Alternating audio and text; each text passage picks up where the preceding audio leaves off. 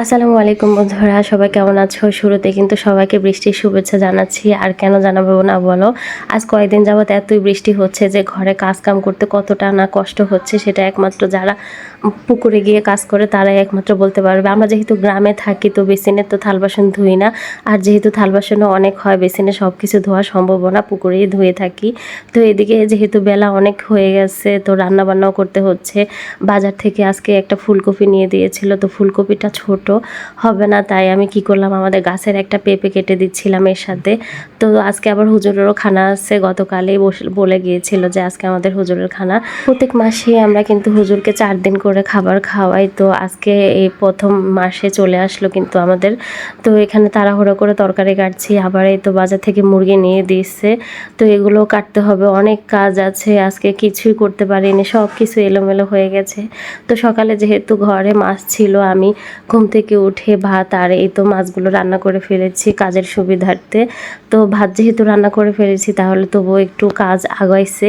তো এখন শুধু তরকারি কুটবো, ধুবো, রান্নাবান্না করব। তো একটু পরে এই তো ফুলকপি তরকারিগুলো কিন্তু আমি বসিয়ে দিয়েছি।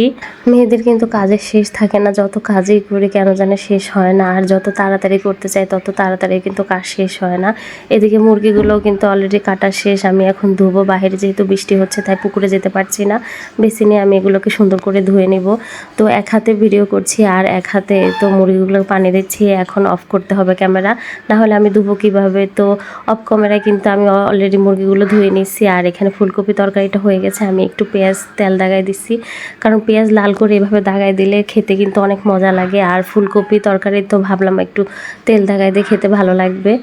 এদিকে এই তো বললাম না হুজুরের খানা আছে, হুজুর কিন্তু অলরেডি টিফিন বাটিটা পাঠিয়ে দিয়েছে, দুপুরের খানা যাতে তাড়াতাড়ি করে টিফিন বাটি দিয়ে ওনাদের পাঠিয়ে দেই। তো তরকারিটা তো হয়ে গেছে, এখন আমি মুরগিটা বসিয়ে দেবো। যেহেতু হুজুরের খানা আছে, আজান দেওয়ার পর নামাজ পড়েই কিন্তু হুজুরের খাবারটা তাড়াতাড়ি পাঠাতে হবে। তারপর আর কি যেই বলা সেই কাজ, মুরগিটাও বসিয়ে দিয়েছি। আমি কিন্তু এখানে তেল কম দিয়েছি, আমার শ্বশুরের কিন্তু হার্টের সমস্যা, ডাক্তার ওনাকে বলেছে মশলা কম তেল কম খেতে। তো আজকে মুরগিটা আমি ঠিক সেভাবে রান্না করবো, একটু ঝোল ঝোল করে। যেহেতু ছোট মুরগি, আমার শ্বশুর কিন্তু এইসব মুরগি খেতে বেশি পছন্দ করে ব্রয়লার মুরগি থেকে। তবে আমরা কিন্তু ব্রয়লার মুরগিও খাই, ওটা খাই না না বললে কিন্তু হয় না, অবশ্যই খাই। রান্নার সুবিধার্থে কিন্তু আমি একটা পিরিজে করে হলুদের গুঁড়া, মরিচের গুঁড়া, লবণ, তারপর জিরার গুঁড়া পরিমাণ মতো নিয়ে নিয়েছিলাম। এভাবে করে নিলে কিন্তু রান্নাও তাড়াতাড়ি হয়।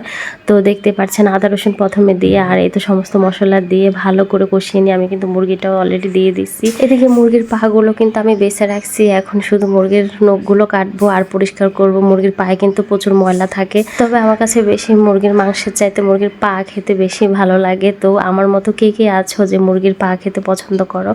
তো অলরেডি দেখছো এই তো পরিষ্কার করে কি সুন্দর করে নিয়েছি। অনেকে কিন্তু পা খেতে চায় না, মুরগি নাকি পায়ের মধ্যে কত ময়লা নিয়ে হাঁটে, কিন্তু আমার তো খুব পছন্দ ভাই, আমি তো অনেক পছন্দ করি খেতে।